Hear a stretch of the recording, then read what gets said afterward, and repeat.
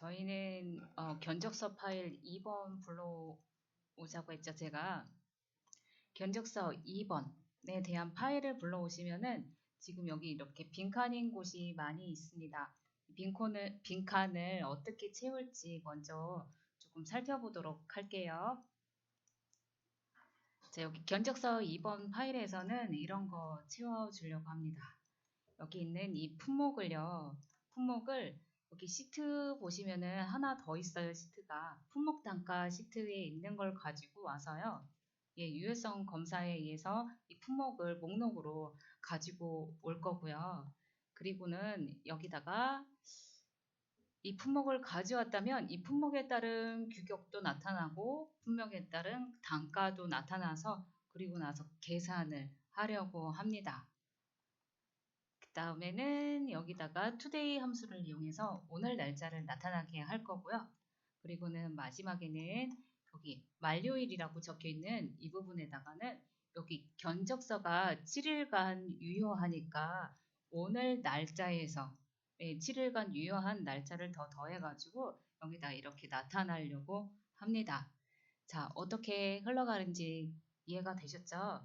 자, 그러면 먼저 저희는 이 품목에 있는 거를 시트에다가 유효성 검사 한번 진행해 보도록 하겠습니다. 자, 견적서에 있는 부분에 그리고 품목 단가 시트 이렇게 두 개 있는 거 알 수 있는데요. 지금은 품목이 이만큼밖에 없으니까 그냥 이름 정의는 우리 지난 시간에는 이름 정의해가지고 그 범위를 이름 정의해서 가지고 왔잖아요. 근데 오늘은 그냥 여기가 조금밖에 없으니까 그냥 한번 해보도록 할게요. 자, 견적서에다가 넣으시고요. 품목이 필요한 이 부분에다가 영역 설정 해보도록 하겠습니다. 분목 있는 이 부분 C12에서부터 C19까지 범위 설정해 주시고 유효성 검사로 데이터 탭에요. 데이터 유효성 검사할 수 있는 대화 상자 불러오도록 할게요. 데이터 유효성 검사에는 지금 이 품목 단가에 있는 걸 가지고 목록으로 이렇게 표시하자고 하죠. 그래서 제한 대상은 모든 값이 아니라 목록으로 해주시고 원본에다가 선택해 놓고 원본은 품목 단가에 있는 품목을 가지고 오도록 할게요. 품목 단가 시트 클릭하시고요. 그리고 품목에 있는 이 부분을 영역으로 드래그 앤 드롭 해볼까요?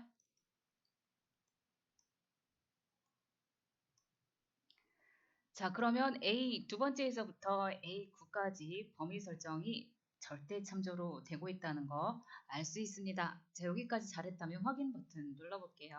그러면 품목 단가 옆에는 이렇게 목록 단추가 있다는 거 알 수 있죠? 자, 여기서 목록 단추를 눌러가지고 우리 이렇게 한번 조금 이따 채워볼게요. 일단 하나만 해놓을게요. 일단 하나만.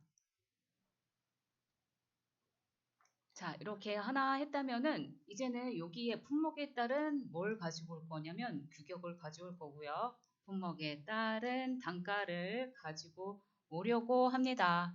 여기에는 지금 품목 단가 시트에 있는 걸 이렇게 참조해가지고 요거에 해당되는 거 품목 단가에 가져와서 규격에 맞는 거를 가져와야 되기 때문에 이거에 맞는 거 찾아가지고 가져오는 VLOOKUP 함수를 사용해야 합니다.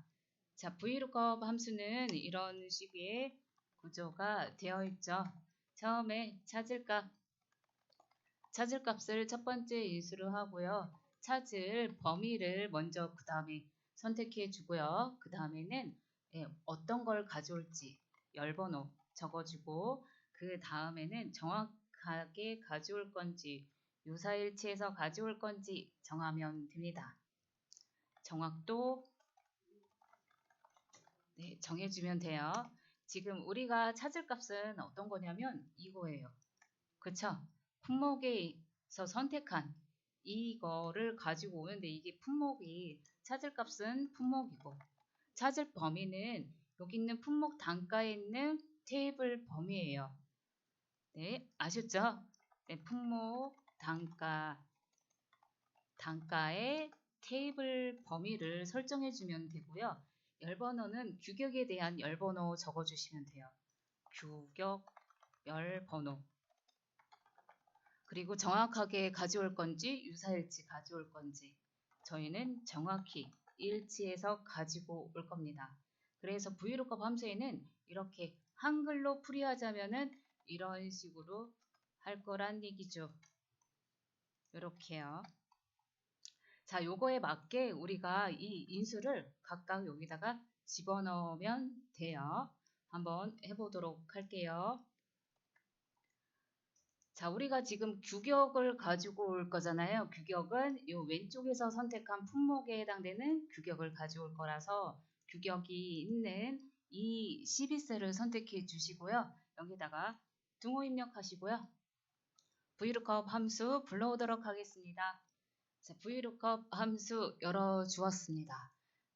VLOOKUP 함수 열어주셨다면은 이번에는 어떤 거요? 이 품목은 왼쪽에서 선택한 이 품목을 찾을 거예요. 그래서 C12셀을 선택해 주시고요. 잘 선택해 주셨다면은 두 번째 인수 쉼표 눌러서 두 번째 인수 가보도록 하겠습니다. 자, 두 번째에는 이렇게 품목 단가에 대한 테이블 범위를 설정해 주면 돼요.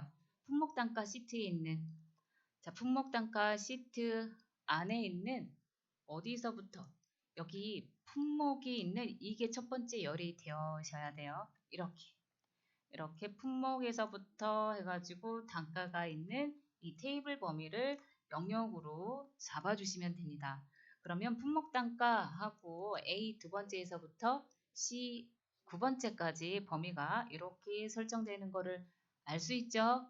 네, 잘 나왔다면 우리 세 번째 인수하러 가보도록 하겠습니다. 자, 세 번째 인수에는 규격에 대한 열번호를 적어주면 돼요. 우리 이거 쉼표 아직 안 눌렀죠? 쉼표 눌러볼까요? 쉼표 눌러서 세 번째 인수 써보도록 할게요.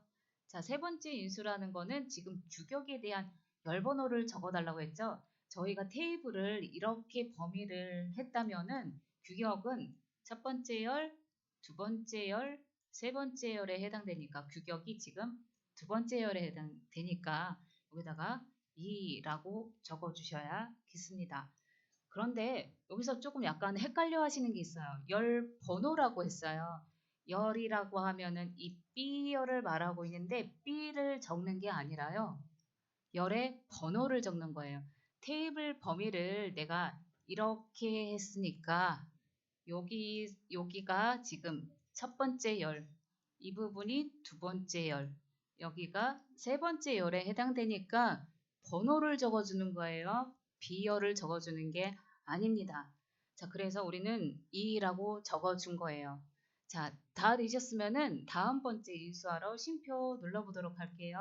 자, 쉼표 누르면은 어떻게 일치하는 거 가져올지. 우리는 이 품목을 여기서 C2, 12에서 적은 이거를 여기에서 지금 찾을 거잖아요. 정확히 일치하는 걸 찾아야겠으니까 false를 더블 클릭해서 false로 만들어 주겠습니다. 자, 그러면 지금 우리가 하려고 하는 이 VLOOKUP 함수가 품목에 해당되는 C12가 품목 단가 테이블 범위를 이렇게 적어주고 그 다음에 규격에 대한 열번호 그리고 정확히 일치할 건지 유사일치하는 건지 인수를 이렇게 다 적었으니 우리는 다 했어요. 그쵸? VLOOKUP 함수 다 했으니까 가로로 닫아주고 엔터 눌러보겠습니다. 자, 그러면은 이 코어 i5에 대한 규격은 C5라고 나와 있어요. 그러니까 우리 품목 단가 시트에 가서 잘 맞는지 한번 확인해 보세요. 그러면 C5가 제대로 들어온 거를 확인할 수 있죠. 네, 잘 되셨다면은 우리는 견적서에 가서요. 다시 견적서 시트에 오시고 여기도 마찬가지 이 규격이 여기 단가도 똑같잖아요. 이 품목에 따른 규격을 찾아줬고 품목에 따른 단가도 찾아줄 거니까 똑같이 요거에 해당되는 거를 찾는 함수 VLOOKUP 함수를 통해서 또 하시면 되겠죠. 그렇죠? 어떻게 해요? 요렇게 여기에서 이제는 규격에 대한 열번호가 아니라 단가에 대한 열번호만 바꿔주면은 나머지는 다 똑같게 되겠죠. 한번 같이 해볼까요? 또 자, 등호 입력하시고 VLOOKUP 자, VLOOKUP 함수 열어주셨다면은 이번에는 또 뭐요? 여기 있는 거. 품목에 따른 거 지금 찾아올 거니까 품목을 선택해 주시고 그러면 C, 12셀이 되어 선택되는 거 알 수 있고요. 그 다음에 쉼표 눌러서 다음 번째 인수 품목 단가의 테이블 범위를 다시 한 번만 범위 설정해 볼게요. 품목 단가 시트 클릭하시고 A2에서부터 여기가 몇일까요? C9까지 드래그 앤 드롭해서 테이블 범위 해줬어요. 쉼표 누르고요. 이번에는 단가에 대한 열번호는 우리가 이렇게 범위를 해줬으니까 단가의 열번호 1번, 2번, 3번에 있죠. 세 번째 열에 있으니 숫자 3 적어주고 쉼표 누르고요. 정확히 일치하는 거 찾아올 거니까 false 더블 클릭 그리고는 가로를 닫아주고 엔터 눌러보겠습니다. 자, 그러면 코어에 대한 규격은 이렇게 되고 단가는 이렇게 되겠습니다. 잘 되었으면은 우리는 여기에요. 이 규격하고 단가요. 이거를 이렇게 드래그 앤 드롭해서 이걸 밑으로 이렇게 쭉 수식을 복사해 보도록 하겠습니다. 자, 여기까지 잘 왔나요? 다시 한번 할까요? 잘 하셨나요? 네네. 자, 이렇게 잘 하셨다면은 여기에 보면 이렇게 에러가 나오는 걸 알 수 있어요. 에러가 나오는 이유는 여기에 품목을 선택해 주지 않았기 때문에 그렇죠. 안 하니까 이렇게 에러가 나왔어요. 그러면 이런 에러는 여기가 만약에 품목이 데이터가 없으면 없게 표시하면 되죠. 있으면 VLOOKUP 함수를 찾고 없으면은 그냥 빈칸을 표시하게 그렇게 만들 수 있습니다. 제가 계속 얘기를 하지만 이거 데이터가 있냐 없냐 지금 계속 하고 있죠. 데이터가 있다라는 거 지금 품목에 데이터가 있다. 품목이 지금 C12셀이잖아요. 예, C12셀이 데이터가 있다라는 거는 이렇게 표시한다고 했죠. 그리고 데이터가 없다라는 거는 C12셀이 이게 데이터가 없다라는 표시. 그쵸? 그러면 여기다가 이게 만약에 데이터가 있으면은 요거 표시해 주고요. 데이터가 없으면은 이제 빈칸 표시해 주세요. 라고 할 수 있는데요. 이거는 if 함수를 이용해서 할 수 있어요. 근데 얘가 요거 우리가 지금 요거는 표시를 안 하게 할 수가 없네요. 이거 지워볼까요? 딜리트 눌러서 여기 C12셀도 딜리트 눌러서 한번 지워보세요. 그러면 여기도 마찬가지 에러가 났잖아요. 자, 이렇게 지금 여기 데이터가 있다 없다를 통해서 하게 하려면은 if문을 통해서 할 수 있는데 지금은 이게 두 가지 방법으로 교재에서는 if 에러로만 그냥 계속 사용을 하게 만들어 놨는데요. 우리는 if 함수도 배웠고 if 에러 함수도 배웠으니까 둘 다 사용해 보도록 하겠습니다. 자, 여기 있는 규격에다가는요. 데이터가 있으면 아니면 데이터가 없으면 어쨌든 빈칸 표시하고 VLOOKUP 함수 할 수 있도록 해보도록 할게요. 자, 우리는 이거 배웠어요. 배웠으니까 활용할 수 있겠죠? 있어요. 그쵸? 자, if 함수를 이용해서 할 예정인데 자, 데이터가 없으면 빈칸 표시하고요. 데이터가 있으면은 VLOOKUP 함수 실행하게 해보도록 하겠습니다. 아셨죠? 그래서 여기 있는 데이터가 없으면 이라는 거는 여기에서 어떤 거를 사용할지 우리는 알 수 있습니다. 그쵸? 골라가지고 와서 여기다가 적용하면 되죠? 해볼까요? 데이터가 없으면은 if에다가 가로 열어주고 데이터가 없다. C12셀이 데이터가 없으면 그쵸? 빈칸 이렇게 표시하고 그리고 있으면은 이게 없으면 이렇게 하지만 있으면 이제 그 다음 번째 인수 처리하면 되잖아요. 어떻게 해요? VLOOKUP 함수로 해가지고 우리가 지금까지 해왔던 거 찾으면 되죠. C12셀이고 어디 여기 영역에서 저기 품목 단가 영역에서 뭐 이렇게 쭉 했던 거 그대로 하면 되죠. 네, 여기 우리 이거 했던 거 그냥 그대로 살리면서 여기다가 if 함수 더 추가로 해보도록 할게요. 자, 여기 있는 규격 이 12셀을 선택해 주시고 위에 가서 수식 입력줄을 보면은 우리가 지금 만들었던 vlookup 함수가 보입니다. 그렇죠? 네, 보이니까 요거 여기 앞에다가 if 함수로 해가지고 요거 더 추가로 하면 되죠. 해볼까요? 네, 해볼까요? vlookup 앞에 선택해 주시고 if 함수 불러 주시겠습니다.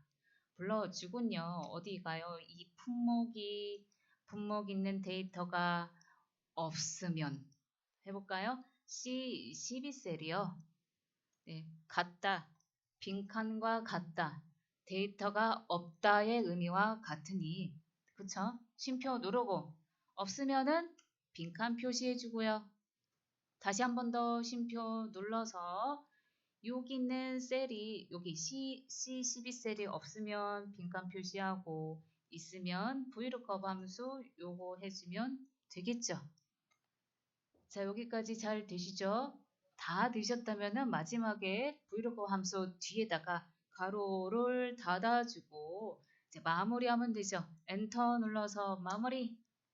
자, 그러면 이제 데이터가 없으니까 여기도 빈칸 표시가 되는 거를 알 수 있습니다. 자, 우리 수식 똑같이 밑으로 쭉 드래그 앤 드롭해서 이렇게 만들어 줄게요. 깨끗하게. 되셨나요? 자, 이번에는 요 단가에서는 if error 함수를 이용해서 해보도록 할게요. 제가 조금 빠른가요? 지금 우리 3일째 계속 같은 거 계속 반복하고 있어요. 네, 그래서 제가 속도를 조금 이렇게 해도 괜찮죠? 잘 따라오고 계시죠? 네, 이번에는 if error 함수를 이용해서 해보도록 하겠습니다. if error 함수에는 처음에는 수식이 들어가고요. 그리고 이 수식이 오류가 나면 그 다음에 실행을 하는 그 두 번째 인수가 되겠습니다. 자, 수식이라는 게 어떤 수식이었나요? 여기에서 지금 단가에서 우리가 vlookup 함수를 이용해 가지고 거기다가 채워놨는데 이게 지금 오류가 났잖아요. 그러니까 어떤 거? vlookup 함수 단가를 구하는 vlookup 함수가 오류가 나면 그 다음에는 빈칸을 표시해 주면 되겠습니다. 자, 요것도 같이 한번 해볼까요? 그대로 여기가 G12셀이 해당되고요. 네, G12셀 선택해 주시고 수식 입력줄에 또 보면은 vlookup 함수로 우리가 해놨던 거 보입니다. 여기다가 요거 더 추가하면 되죠. 이거 수식은 요걸로 하면 되잖아요. 첫 번째 인수로 이걸로 하면 되고 앞에 요거 더 추가해 줄게요. 자, vlookup이라고 되어 있는 v 앞에다가 선택해 주시고 if error 함수 불러와 주겠습니다. if error 함수 더블 클릭해서 열어주고요. 그리고는 이 vlookup 함수가 이제 이 수식이 예, 첫 번째 인수로 잡고요. 그리고 쉼표 누를게요. 뒤에다가 클릭하고 쉼표 눌러서 그 다음 번째 인수 오류가 나면 실행할 거. 이게 vlookup 함수가 지금 이렇게 오류가 나면 그 다음에 뭐 한다고요? 빈칸 표시해 주세요. 빈칸 표시. 이렇게 빈칸 표시해 주세요. 하고 가로 닫고 엔터 눌러볼게요. 자, 그러면은 이제 빈칸을 이렇게 표시해 주게 되겠죠. 자, 똑같이 수식을 복사해 볼까요? 지금 여기에는 if 함수를 이용해서 데이터가 없으면 빈칸 표시, 있으면 vlookup 함수로 했고요. 여기 if error 함수에서는 이렇게 있죠. 우리가 수식이 vlookup 함수에서 vlookup으로 해가지고 찾은 단가가 여기 있는 이 수식이 오류가 나면 이제 빈칸 표시하도록 우리가 이렇게 처리했습니다. 잘 되셨나요? 네. 한 번 더 해야 될까요? 괜찮죠? 네. 자, 그러면 데이터를 채워보도록 할게요. 데이터는 이렇게 한번 채워보실까요?